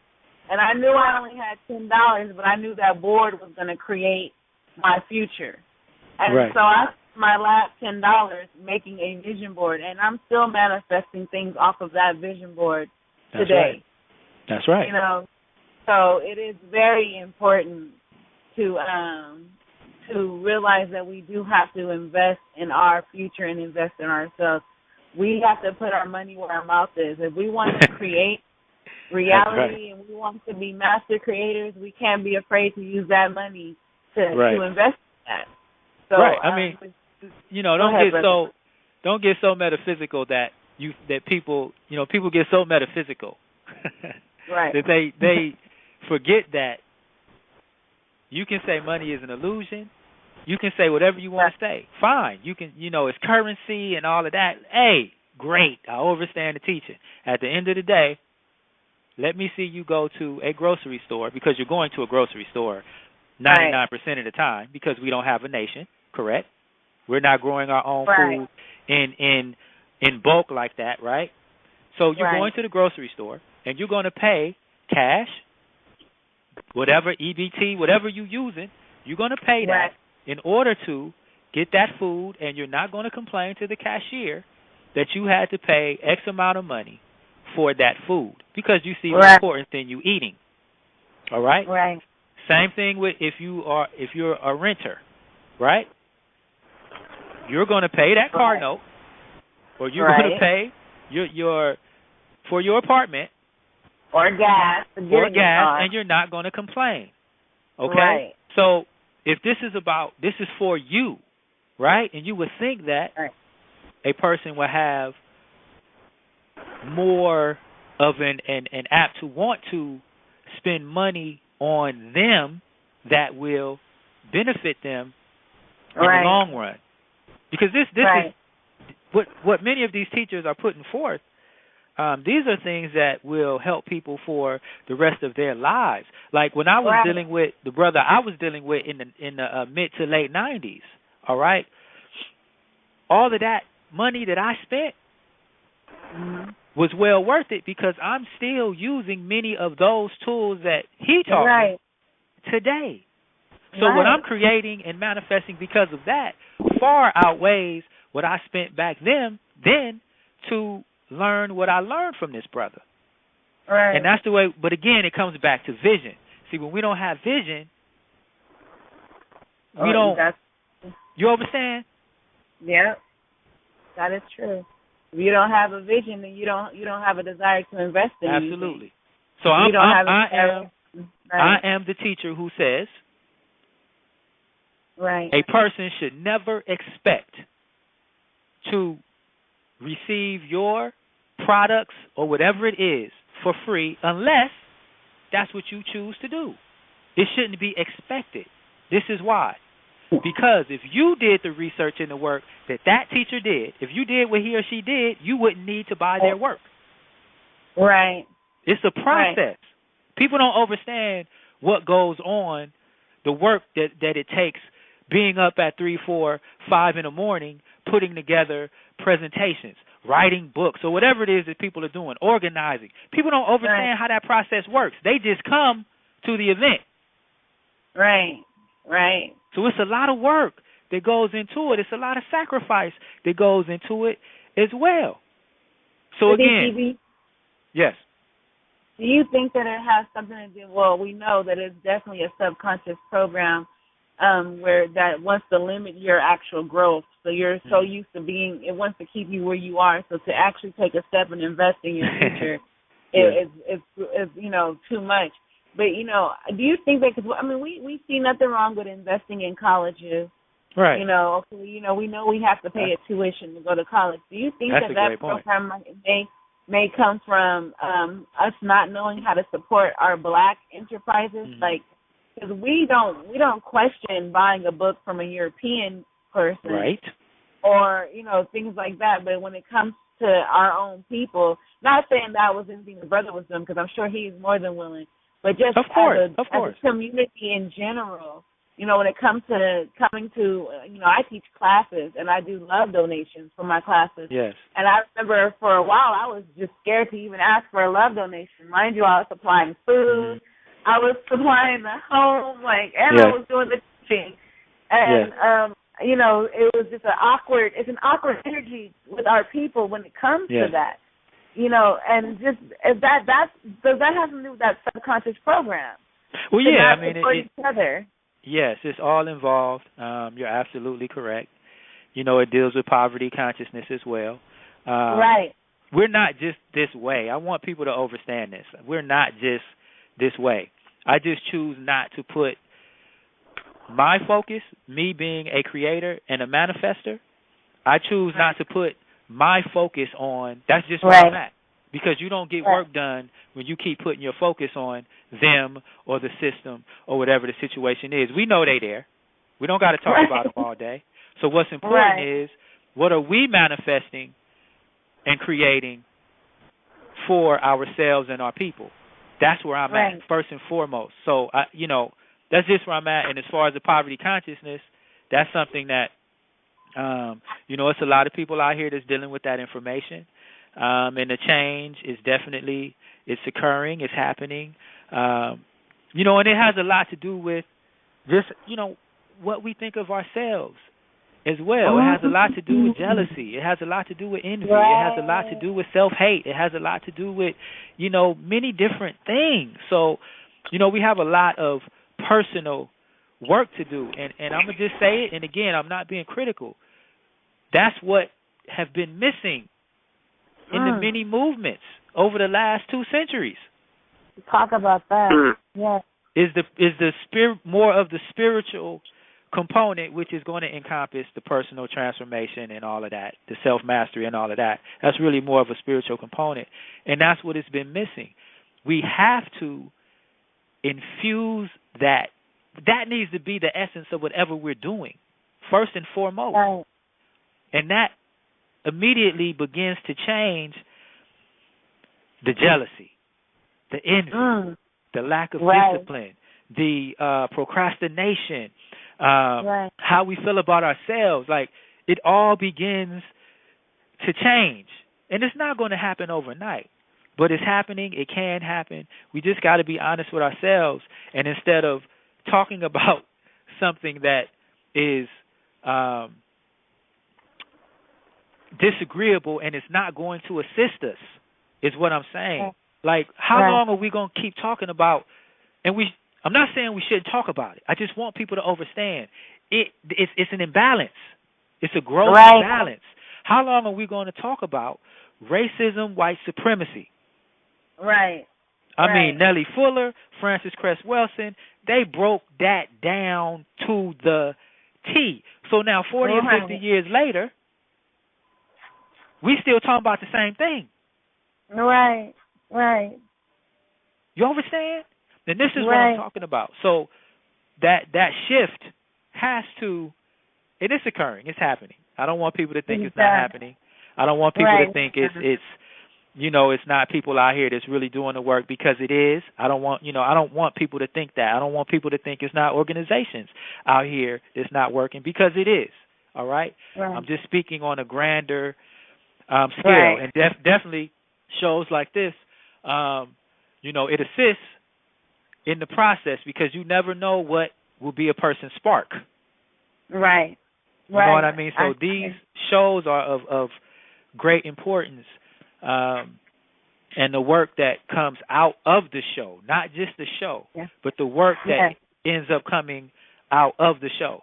So I mean, this is all necessary, and I think we're all going through the process, and what needs to be created and manifested is happening. I'm the one that's out here saying, look, we know who they are, we know how they get down, we know what the system is, we know what the system does. What are we going to do? Boom. Here's a template. I can assist us with that. That's where I'm at.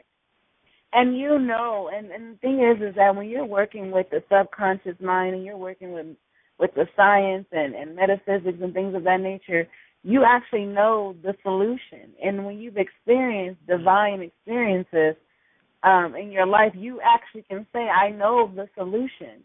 A lot of times people will, you can talk about all this other stuff, and we all have, let's march, let's, all that stuff that we've tried, and we're like, but we're still left in that same place when it's over with, we barely moved a few steps, but we haven't gotten to that place that we're trying to get to, and then you learn to tap into this, and the science and the magic, and you see how your life can transform, and how things that don't make any sense manifest for you. Then this, to me, as a teacher, I'm like, this is it. And all I want is for everyone to learn how to do this within themselves, to, like you said, to invest in themselves, to go out. I mean, I have nothing but documentaries or DVDs from different teachers to teach on this. It became such a serious thing for me. I don't watch cable. I just watch these documentaries all day. And, I just want to, whatever to awaken my mind, to a higher level of consciousness. But I wanted to say one more thing before we get ready to talk about the shows that will be coming on this week. I want you to first go over once again, where you will be tomorrow. For all of our listeners who enjoyed this interview, you can actually meet the Master Teacher, Sadiki Bakari, in person and get some more jewels and wisdom from him. Why don't you give your website out so that they can contact you, because your information has changed my life personally. I can attest to that. So you continue to do the good work, because you are definitely. Oh, I have one question for you before we do that. Do you think, Sadiki, I've asked many people this question, do you think that one person could think the thought that can shift consciousness altogether, or do we need a group of us? Do I think that one person? One person. Yeah, one individual could have, because we have, Marcus Garvey was one of the first teachers in New Thought. Mm-hmm. He taught metaphysics way back then. He was teaching that. We've had, Martin Luther King, different people come about, but do you think that does it have to reach a critical mass? Because, we're so adamant about getting everyone to get it. Or could you shift it for me? I don't think it has to be critical mass. But this gets more into strategy and war and things of that nature. However, it doesn't have to be critical mass. And let me give an example of what I mean by that. You can have, and I'm only going to give so much information on this, over the air. But you can have, say you have 10 people in each major city, 10 to 15 people. You have enough people to do whatever needs to be done. And we have to understand this. Right. You have more than enough people to do whatever needs to be done. Whatever that is. I'm not saying what that is or, what it should or shouldn't be. However, that's all you need. And we also have to understand something.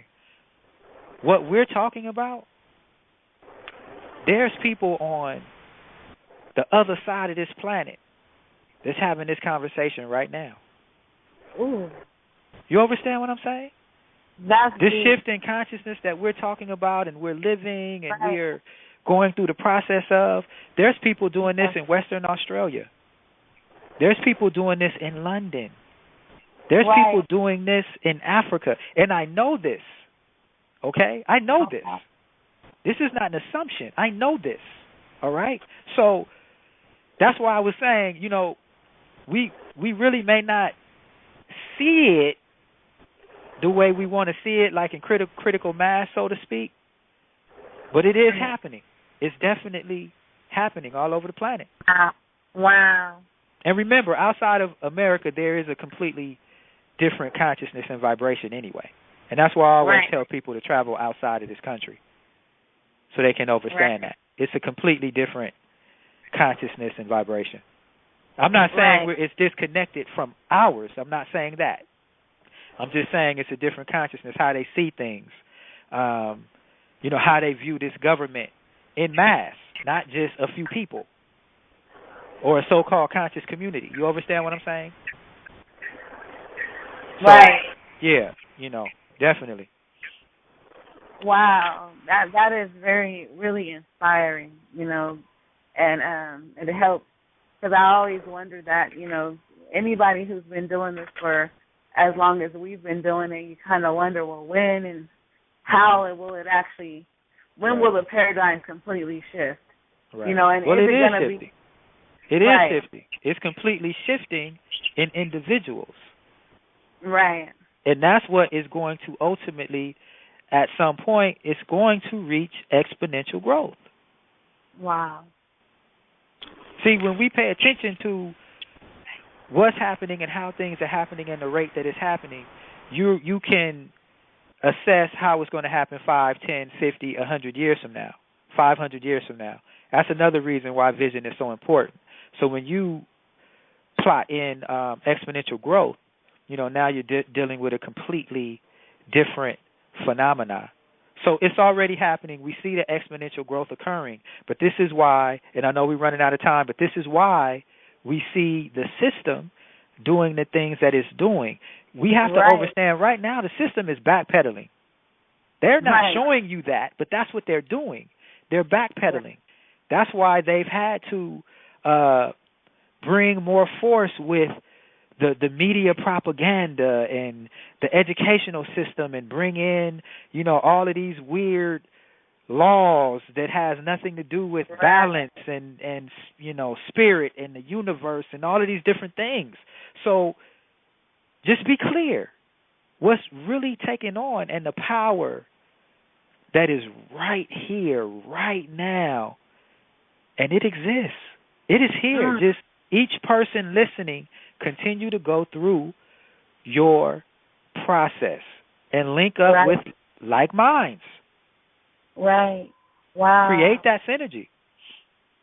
Wow. That's powerful and inspiring completely.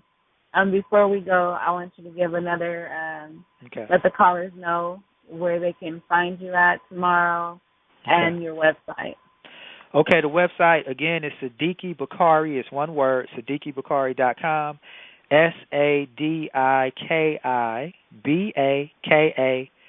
SadikiBakari.com. It's a plethora of products there, books, DVDs, if you want to do one-on-ones, private consultations, that's on there. I'll be doing another class probably in August or September.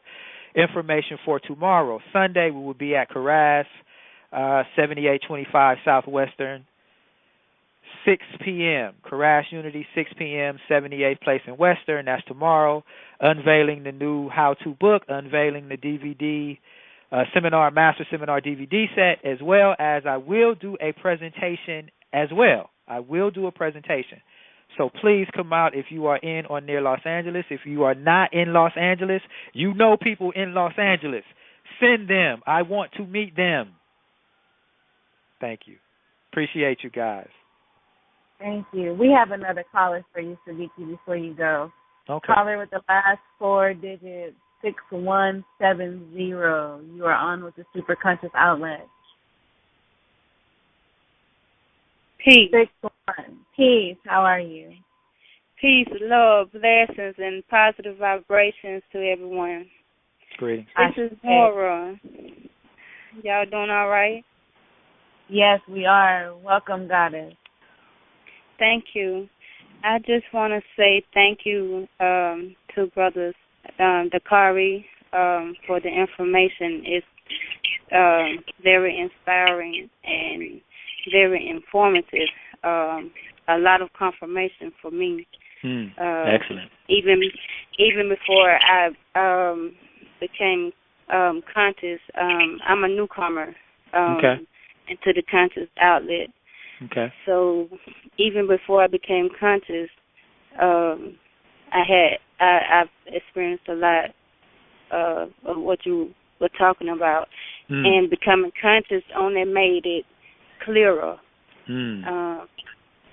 It kind of brought things together for me.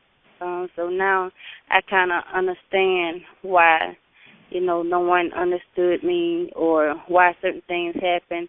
I kind of caught on to the path. I mean, it's like you kind of know. You just know. That's right. Like you said, that intuition. You just know. Yeah. So me becoming even more conscious has kind of made everything linked up, and when I did that, I linked up with conscious people, and that kind of helped me. So I just want to say thank you for the information. It was, like I said, it was very inspiring and confirmative for me. And I would like to. I am looking forward to actually going onto your website, looking at some of your stuff and ordering. I would like to look into this more. Excellent. Sister Goddess, Kashana, I love you. Oh, I love you, sis. Thank you. Oh, you just made my day. Oh, well, great. I always want to keep it that way. Oh, thank you, Goddess. Well, thank you for good job to everybody. Ashe. Thank you, sweetheart. Ashe. Thank you. Uncle Uja Seneb.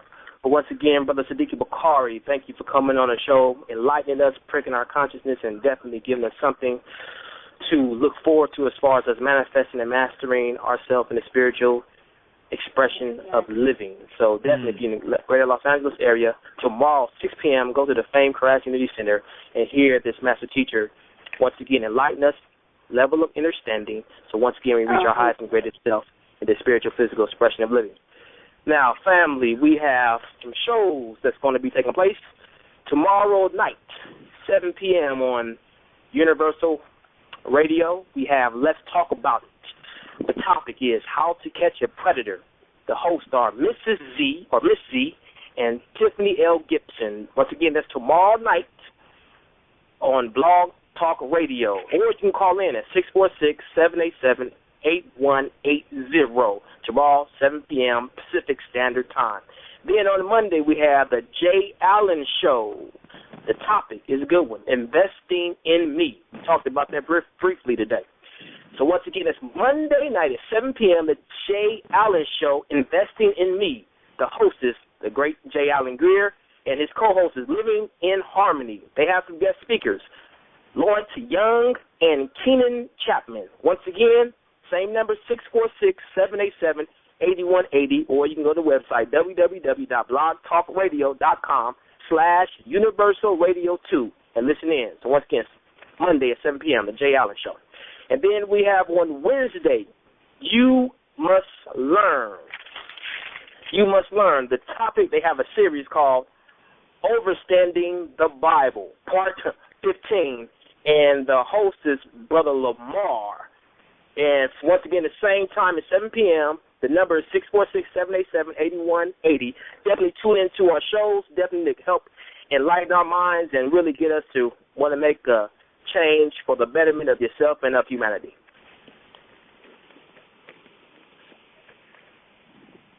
Ashe family, thank you for tuning in. Peace. What's up?